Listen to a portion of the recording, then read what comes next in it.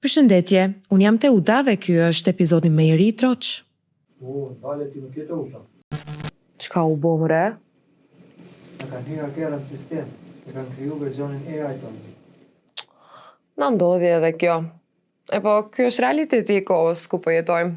Për shumë vite kemi besu se ajo që e shohim në foto ose video është e vërtet. Sot me inteligjencën artificiale, kjo nuk është më gjithmonë e sigurt. Një video apo fotografi mund të krijohet ose manipulohet dhe një informacion i rrem mund të përhapet shumë shpejt. Prandaj pyetja nuk është vetëm nëse AI do të na zëvendësojë. Pyetja është, a do të dim ta përdorim për ta mbrojtur të vërtetën? Gazetarët kanë përgjegjësi edhe më të madhe.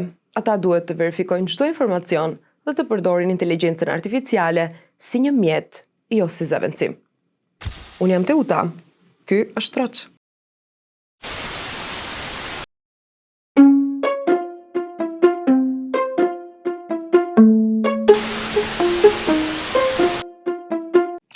Për sfidën e ruajtjes të vërtetës në epokën e inteligjencës artificiale, e kena ftuar në Troç gazetaren Arta Berisha, e cila ka ardhur te organizata jonë me një mision, të na ndihmojë krejt ne gazetarëve ta përdorim AI, por mos turprohemi, mos friksohemi dhe mos e keq përdorim, po të dim të përshtatemi në gjithë këtë risi që na ka ardhur. Mirë se ka ardhur Arta, kënaqësi e madhe. Mirë se u gjejmë, faleminderit shumë për ftesën. Kënaqësi. Kënaqësi edhe për krejt besoj kolegët që do të vjen një risi që do t'ju ndihmon në punën e përditshme për ta përdorur inteligjencën artificiale si një vegël e tyre. Po këtu besoj për gjithçka edhe për zhvillimin teknologjik të ne, po na duken gjanat shumë të largëta, shumë sikur i shohim në film, edhe sikur nuk është realitet, po në fakt inteligjenca artificiale ka hyrë thellë, po zhvillohet shpejt, edhe është pjesë e çdo sektori, edhe gazetarisë. A është e vërtetë, a e ke përshtypjen që ende shqiptarët, ende ne, ballkanes, nuk jemi të vetëdijshëm se sa shumë do na ndikojë ose sa shumë na ndikon e gjithë zhvillimi teknologjik? Atëherë faleminderit shumë, është kënaqësi të bëjmë këtë bashkëbisedim në radhë të parë, sepse mendoj që është mirë, është pozitive që ta relaksojmë pak bisedën mbi përdorimin e inteligjencës artificiale në redaksitë e lajmeve, nga gazetarët, nga operatorët e tjerë, punonësit e tjerë të mediave. Është këtu dhe më shumë se një vegël, do të thoja, përshkruhet si një bashkëpunëtor që ti lehtësisht e pyet dhe e konsulton për çdo gjë, dhe flas për këto modelet gjyqësore që tashmë i kemi në dispozicion. Është interesant që ChatGPT është më i famshëm në rajonin tonë, edhe ndoshta në bazë të bashkëbisedimeve që kam me kolegët e mi përfshi këtu në Metamorfosis, është sepse është më i trajnuar si për gjuhën maqedone, ashtu edhe për gjuhën shqipe. Domethënë të jep informatat më të sakta, sepse ajo çfarë bëjnë këto modele gjyqësore është i mbledhin gjithçka që ka në internet dhe ti sjellin ty, pastaj ti nëse den ose ke aftësi ose dëshiron i përpunon tutje. Po ChatGPT është më i famshëm, kjo mendoj që është arsye, mund të ketë edhe arsye tjera. Kështu që si fillim kjo është tepër e rëndësishme, siç e the edhe ti, un jam këtu në Metamorfosis Foundation për të bërë një studim praktik mbi përdorimin e inteligjencës artificiale nga gazetarët dhe punonësit e tjerë të mediave. Dhe po e theksoj sepse sot në organizata mediatike nuk punojnë, domethënë vetëm gazetarët, kameramanët, fotografët, por ka edhe staf tjetër pikërisht për shkak të zhvillimeve teknologjike apo jo. Dhe në këtë kuadër kam identifikuar disa fusha, gjithsej 4, se si gazetarët dhe stafi tjetër e përdorin inteligjencën artificiale, nisur nga kjo asistenca, domethënë konsulta për çdo gjë, që është më bazike, po deri para 2 vitesh nuk ka ekzistuar asgjë, por domethënë ka qenë tepër risi kur ti ke pasur mundësi që ta pyesësh dhe të marrësh përgjigje të shpejt në sekonda nga këto modele gjyqësore. E dyta, ku unë jam më tepër e interesuar që të kuptoj se si zhvillohet, me që shoh që ka potencial, është automatizimi i proceseve të tëra, ose në disa studime e shoh që quhet si gazetari robotike, pra ku ti një proces brenda organizatës sate mediatike e automatizon nga fillimi deri në fund, dhe pastaj vetëm i jap ose i ofron natyrisht gjykimin njerëzor në fund ose në mes, varësisht se çfarë procesi është. Kjo është pjesa që mua më intereson më shumë, sepse këtu pastaj vjen në pa idetë inovative, hapja organizata mediatike, pastaj gatishmëria për të eksperimentuar, për të marrë rrezik, sepse janë rreziqe, janë investime që duhet bërë, funksionon apo jo. Të gjitha këto pyetje domethënë i bëjnë njerëzit që janë pjesë organizatave mediatike. Jam shumë e impresionuar, do të thoja, po edhe e kënaqur në një farë forme, sepse nga kjo punë që do të bëj këtu, do të shkruaj dhe do të krijoj disa udhëzime praktike. Prandaj kam material të mjaftueshëm që do ta përdor në mënyrë që edhe të tjerët të në një farë forme të kenë një material ku mund të bazohen, sepse është e tëra të gubimi për të marrë një rrezik, për të përdorur një agent ose një mjet ose një aplikacion, sepse AI vjen në forma të ndryshme. Pastaj janë edhe disa tema tjera që unë i trajtoj dhe e fundit, por jo më pak të e rëndësishme, është gjykimi njerëzor. Mua më intereson se në cilat faza përdoret ende ose konsiderohet e rëndësishme gjykimi njerëzor. Natyrisht organizatat e mëdha mediatike, përfshi këto agjenci të lajmeve, zakonisht ato për shembull si në Amerikë, New York Times, Associated Press e tjerë, gjykimi njerëzor e kanë parësor. Është në patjetër besoj. Është në patjetër, domethënë udhëzimet e tyre për përdorimin e AI, gjykimi njerëzor ose në të gjitha fazat e prodhimit të lajmeve dhe të materialeve gazetareske, njeriu e ka fjalën kryesore. Domethënë ti e përdor, e konsulton, e përdor për të dhënë çësje të ndryshme se si të bëhet kjo ose ajo. Në fund, pas secilit proces ose pas secilës fazë, vendimi është i njeriut. Vendimi është i njeriut dhe kjo është tepër e rëndësishme. Shpresoj po. Shumë mirë se po, si teme gjatë po mendoj. Po edhe kur je pastaj në këtë zanat mundesh me u përgjigj pa më fare. Arta, apo te gazetarët një turp ose një ngurim për ta përdor inteligjencën artificiale, sidomos për ta deklaruar, për të tregu, sepse është një paragjykim që e ka bo me AI, nuk din me bo vet, e kështu me radhë, domethënë, po paragjykohen gazetarët ose edhe krijuesit tjerë se e përdorin inteligjencën. A duhet ta shohim kështu si kërcënim, si diçka që nuk duhet me përdor sa më pak, ose duhet me mbërthy si vegël edhe vetëm me inkuadru në mënyrën sa më të mirë në punën tonë të përditshme?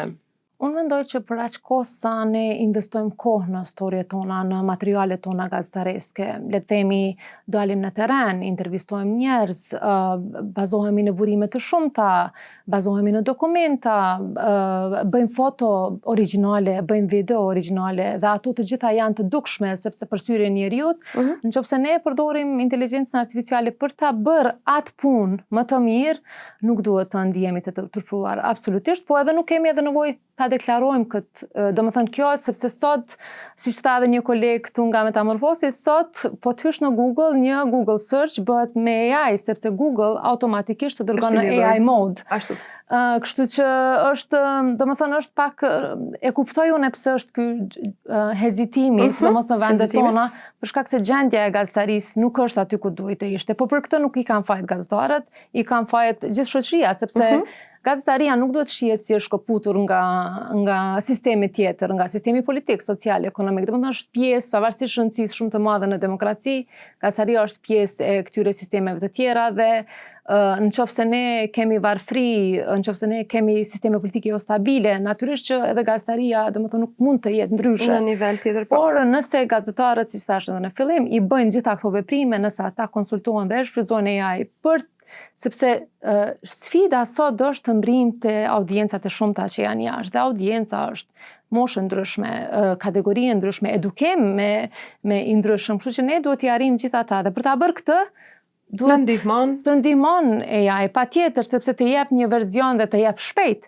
Të ndihmon që ti të një verzion universal ose mesatar, ose mesatar, ose të jep mundësi që ti të zgjedhësh cilën formë ose kë do ta targetosh, ta jep mundësin. A është kjo audiencë kërkon më tepër video, për shembull të rinjt, që janë më tepër në TikTok, ata duan më shumë video mundësisht të shkurtra.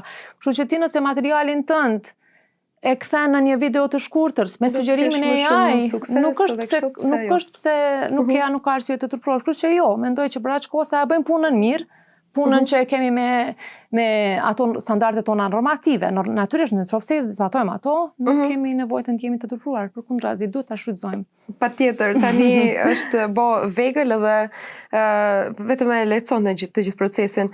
Po në Maqedoni tashmë edhe ligjërisht është rregull që të deklarohet kur një gazetare përdor inteligjencën artificiale dhe është ndaluar të përdoret në mënyrë të plot pa atë gjykimin njerëzor, po mendon se nëse njerëzit e din, kur e deklaron gazetari që e ka bo me inteligjencë artificiale, a do të ndikoj kjo te njerëzit që ta humbin besimin dhe të mendojnë që lajmi nuk është edhe i vërtet pasi po vjen prej AI?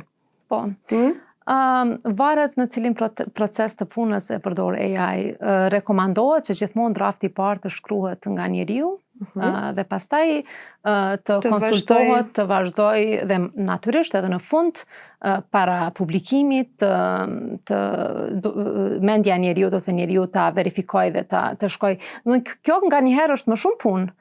Por unë do ta tregoj një shembull personal që unë mendoj që është shumë e rëndësishme kur kemi të bëjmë me storje ose tema që kanë dokumente, që kanë pas dokumente shumë të mëdha. Një prej temave që besoj gjithë gazetarët në rajon e trajtojnë her pas here janë reformat e BE-s. Secili vend e ka nga një dokument ose më shumë që është voluminoz.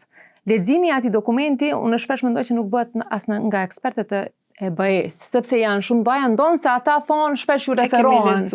Por ti nëse unë e kam provuar dhe nëse e provon ti dhe i kërkon një model gjyqësor që ta lexoj dhe ta identifikoj sakt, sepse këto modele, këto dokumente kanë numra shumë, kanë afate shumë, kanë vite, kanë tema që neve as nuk na shkojnë në përmend, sepse janë për afrimi i shteteve tona me Bashkimin Evropian. Edhe nëse e kërkon ti e shfrytëzon AI për të ndihmuar në identifikimin e temave kryesore në ndihmësi jashtëzakonshme. Kështu që mendoj që ka hapësirë të bëjmë gjëra të mira dhe pastaj duke i lënë vetes kohë për gjëra të tjera normalisht. Por që është pak vështirë të themi që a duhet apo jo, edhe varet nga redaksia në redaksi. Këto udhëzimet e këshillave jo gjithmonë janë shumë të përgjithshme. Prandaj këto i lën hapësirë, i krijojnë ato rekomandimet bazë, por pastaj redaksia do të krijojë politika varësisht si asaj përshtatet. Do të flasim tani për lajmet e rreme edhe për pandeminë e re që na ka zënë. Mendoj se shumë lehtë tani se di pse po ndodh, por shumë lehtë njerëzit i besojnë videove të gjeneruar me AI, domethënë videove artificiale, të cilat po hidhen në internet vetëm për përfitime klikimesh ose vëmendje kështu me radh, po merren si të vërteta shpesh dhe e gjithë kjo tani është si një shpallje lufte për gazetarinë, apo qysh me luftu gjithë këtë dezinformim si njerëz, sepse ne nuk mund të gjenerojmë aq shumë video sa mund të gjenerojë inteligjenca, apo jo. A mendon se do të jetë një sfidë e madhe tani dhe në të ardhmen? Po, tash lajmet e rreme, siç e dim, nuk janë rrisi, domethënë me 2016 e tutje, edhe pse natyrisht kanë ekzistuar edhe më herët, po domethënë shkalla e tyre është rritur 2016 e tutje. Natyrisht tash me inteligjencën artificiale shumë fishimi i tyre, sidomos videove, është sidomos në TikTok janë tepër të pranishme. Unë i kam dy mendime që mendoj që duhet të investojmë në ato drejtime, në qoftë se ne duam që këtë garën të ngushtojmë sadopak, domethënë garën mes videove fake përmes AI dhe vërtetave ose gazetarisë cilësore, sepse e vërteta vërtet është një nocion shumë reale, do isha me thënë videove reale ose origjinale, bravo. Ideja është që ne nganjëherë mendoj që po i vëm barë të madhe gazetarisë ose organizata mediatike përballë teknologjisë ose aftësive teknologjike. Gazetarët nuk duhet ta ndjejnë veten përgjegjës për çfarë ndodh online. Nuk është punë e tyre. Domethënë, gazetarët në një farë forme, sidomos këtu në rajon, për shkak të gjendjes sociale që e kemi, duhet të avokojnë dhe të artikulojnë qëndrimet e tyre më saktë, për sa i përket barës që atyre u vihet për shpërndarjen ose sidomos tash në kohë e AI, se deri në një farmase fajsoheshin portalet, fajsoheshin individ që shumë shpesh vendet tona për shkak se ne jemi shumë të lidhur me parti politike, se sistemet janë të tilla. Domethënë individët, njerëzit që janë pjesë e mediave janë edhe pjesë e parti, sepse ashtu është janë edhe pjesë e partive politike, ashtu është sistemi. Por pavarësisht kësaj, në kohën e AI nuk është e tëra faji i njerëzve. E as i këtyre njerëzve domosdoshmërisht janë ose në media ose në parti politike. Kështu që kjo është e para që unë mendoj ne duhet të dimë të artikulojmë në mënyrë që të mbrojmë identitetin profesional të gazetarisë. Këtu flas për organizatat e mëdha mediatike që vërtet bëjnë gazetari cilësore edhe investojnë në burime njerëzore për ta bërë këtë.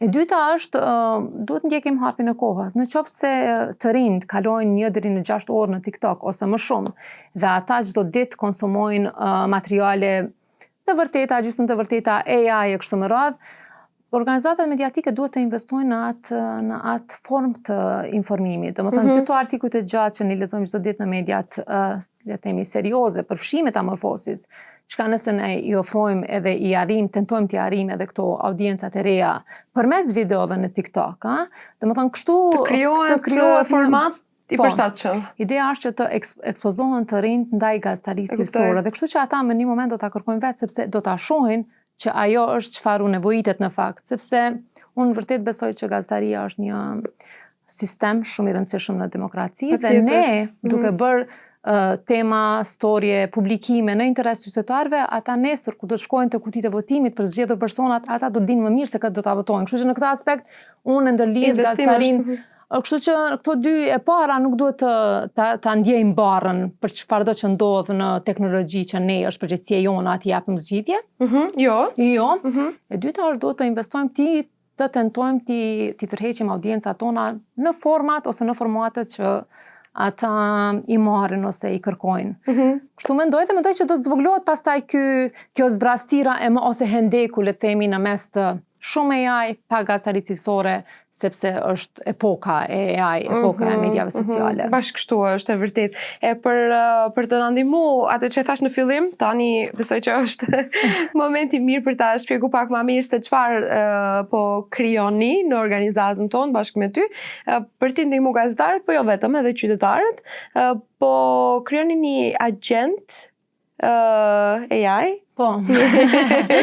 Një agent, një faqe do të funksionojë si faqe, ku gazetarët ose njerëzit e rëndomët mund t'i kontrollojnë, t'i verifikojnë lajmet, informacionet që dojnë, që i kanë në dyshim ose si ka me funksionu?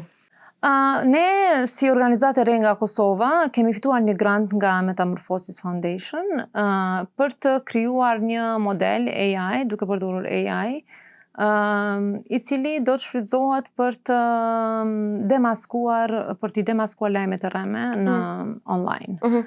Qëllimi është të vedisohen qytetarët, të vazhdojë vedisimi që përveç gazetarisë cilësore, premisa ime është gjithmonë që në tregun ton mediatik ka gazetari cilësore, kështu që përveç gazetarisë cilësore ka edhe content që i ngjan gazetarisë, ka forma të tjera komunikimi që i ngjajnë gazetarisë, por që në fakt nuk është dhe një pjesë e këtij kontenti mund të jetë edhe krejt i rrejshëm. Ashtu. Interesant është e uta sepse unë në vitin 2018 e kam nisur një projekt të ngjajshëm, por në vitin 2018 nuk e kemi pasur AI dhe unë tërë punën e kam bërë në mënyrë manuale. Domethënë i kam identifikuar artikujt, kjo që bëhet më vonë është kaftuar të bëhet nga organizatat fact-checking, por i kam identifikuar artikujt, i kam shkuar fjali për fjali, i kam identifikuar cila pjesë është e rreme, cila pjesë është e vërtetë kështu me radhë, dhe kam ardhur në përfundim se këtë duhet ta demaskojmë, këtë jo kështu me radhë. Është e njëjta logjik, vetëm se tashmë për shkak të rritjes së numrit ose shkallës së publikimit të lajmeve të rreme, të videove kështu me radhë, manual është mund të bëhet, por duhen shumë resurse njerëzore, edhe teknologjike, duhet investim pak më i madh. Përdorimi ose shfrytëzimi i inteligjencës artificiale për këtë qëllim më është dukur mua edhe një kolegësime që punon si zhvilluese softverit, ide e mirë, por ende jemi në fazë të zhvillimit, projekti është 6 muaj, mbaron në tetor, ne po shpresojmë që deri në atë kohë e kemi gati. Si do duket është i thjesht, domethënë kur do të hysh aty do duket fare i thjesht, por ndërtimi ka pasur ose ka proces më të gjatë. Domethënë ideja është që e merr ti një lajm, të duket i dyshimt, ose nuk i beson dhe e plason në webin ton. Dhe aty pastaj algoritmi ose inteligjenca artificiale ta kalkulon sa është i vërtet. Me përqindje. Me përqindje, edhe pastaj ti tregon edhe sepse krejt ideja e këtij projekti ose këtij modeli, po është promovohet disiplina e gazetarisë së verifikimit. Po. Dhe sepse mendoj që sot është më e rëndësishme së kur që ne të ndjekim disa hapa për të verifikuar temat që i kemi, nuk mjafton vetëm një deklaratë e dikujt, nuk mjafton vetëm një komunikat për shtype e një institucioni, domethënë gazetaria kërkon shumë ma shumë punë e vërteta, në fakt ka kosto më të madhe, mendoj që duhet të investojmë aty. Kjo besoj që të jetë dhe gara e së ardhmes, apo jo, si mendon se do mbjetojmë njerëzit përballë robotit? Besoj që do të mbjetojnë sepse është e natyrës njerëzore të kuptojmë se çfarë ka ndodhur, çfarë po ndodh. Ne si të quhemi në mëngjes, njeriu e parë që e takojmë e flasim çfarë ka ndodhur, si, dhe këto janë pyetjet që gazetaria ju jep përgjigje, vetëm që ju jep përgjigje në forma të tjera, edhe duke u kujdesur për ato ngjarjet që janë përtej bisedave miqësore apo jo. Të vogla ose private. Siç besoj ne do të kemi gjithmonë nevojë për to. Ideja është të artikulojmë qëndrimet tona sa më mirë, të fokusohemi në ato se çfarë audienca do. Shiko, edhe unë kur kam qenë 18 vjeç nuk është që i kam dashur lajme, nuk i kam lexuar gazetat, artikujt e gjatë kështu me radhë, por unë nuk e kam pasur TikTokun që të hyj dhe të shoh çfarë do lloj video AI, jo AI. Atëherë se kemi pasur, ne kemi pasur maksimalisht një kafe ose një akullore ose ëmbëlsirë me shoqëri. Ashtu. Por nuk ndërsa tash të rinjt i kanë këto dhe prandaj unë mendoj që duhet ta mbushim as vrasti, duhet të shkojmë në TikTok. Unë në organizatën time ndonë se është një organizatë e re, është shumë e orientuar nga të rinjt. Unë mendoj që duhet të jemi, ndonë se vetë nuk jam, le të themi, adhuruese e TikTokut, nuk më pëlqen as pak, për shkak të llojit të kontentit që ka. Por unë mendoj që duke qenë aty, duke i ofruar të rinjve një model tjetër të gazetarisë, ne mund ta bëjmë dallimin sadopak, edhe ta zvoglojmë hendekun që thash që për momentin ende është shumë i madh. A mendon Arta që do vije koha kur inteligjenca artificiale do të jetë një verifikues më i mirë i lajmit të rrem apo vërtetës se sa njeriu? Tani, parashikimet janë të frekshme. Unë para 2-3 ditësh madje po diskutoja edhe me kolegët këtu, dëgjova intervistën e Elon Musk në The Economist në gazetën britanike, dhe ai po thoshte që në 10 vite të ardhshme ose 10 vite nga sot, punët digjitale, domethënë çdo gjë me kompjuter do të zhduket, sepse do të zhduket në kuptimin që AI do ta bëj më mirë se njeriu. Domethënë, nëse nisemi ne nga ky parashikim, ne do ta mbyllim këtë bisedë dhe do të shkojmë shtëpi apo jo. Por unë të shpresojmë që unë si thash, ne ende nuk mund t'i besojmë AI punën tonë, aq më tepër që puna jon sillet rreth interesit e publikut, identiteti profesional i gazetarit, i gazetarëve e ka interesin e publikut në qendër. Kështu që unë nuk besoj që as sot, as pas 10 vitesh nuk do të kemi dikë që do të na e trajtojë interesin e publikut më mirë se njerëzit. Kështu që mbetet për të parë, por le të besojmë te shpresat tona më shumë. Të mbetet më shumë njerëzore. Unë mendoj se u përgjigjëm pak a shumë në gjithë shka që na intereson, po kështu si fund, me thonë, për gazetarët e reja një ndoshta këshill për ato që mendojnë se duhet të ngrihemi të shkojmë në shtëpi sepse do mbyllet gjithçka dhe do na zëvendësohe inteligjenca artificiale në çdo rol, sidomos në këtë krijimtarin ton. Një gazetare e re sot ndoshta do më dëgjojë një këshill prej teje, çfarë do t'i kishe thënë? Po, është interesant, mund të jem pak subjektive sepse unë dua këtë profesion dhe vërtet besoj në rezultatin e tij, por unë mendoj si fillim një gazetare e re, gazetarët e rinj sot duhet të investojnë më shumë në veten, duhet të jenë të hapur, të mësojnë sa nga gazetaria edhe nga teknologjia. Të dyja, por nga ana tjetër në aspektin praktik të gazetarisë, mendoj që duhet të bazohen më tepër në punën e terren. Duhet të shkojnë në vendin e ngjarjes, të intervistojnë njerëzit, të bëjnë fotografi origjinale, të bëjnë video origjinale, të bëjnë pyetje të duhura për njerëzit për temat që ato mendojnë që janë në interesin publik. Dhe se shiko, gazetaria është konstrukti i realitetit. Domethënë, ne zgjedhim se cilat ngjarje t'i kthejmë në lajme, apo jo?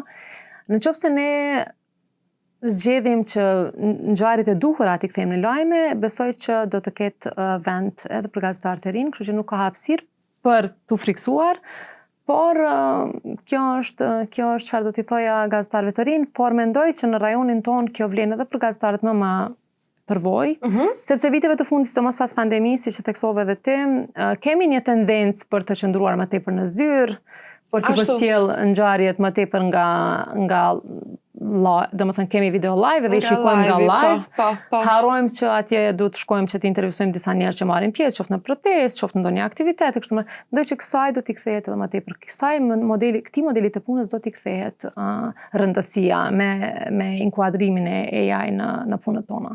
Që ta mbajmë gjallë përsëri edhe profesionin kështu mes neve njerëzve, jo vetëm mes robotëve. Uroj gjithë të mirat për ty Arta Berisha, besoj kjo ishte dita e fundit e punës këtu. Po, sot dhe përfundova. Po, faleminderit shumë, ishte shumë kënaqësi të bisedojmë për të temë mjaft të rëndësishme mendoj. Po. Shumë faleminderit dhe suksese në të gjitha aspektet e jetës. Faleminderit shumë që kafto.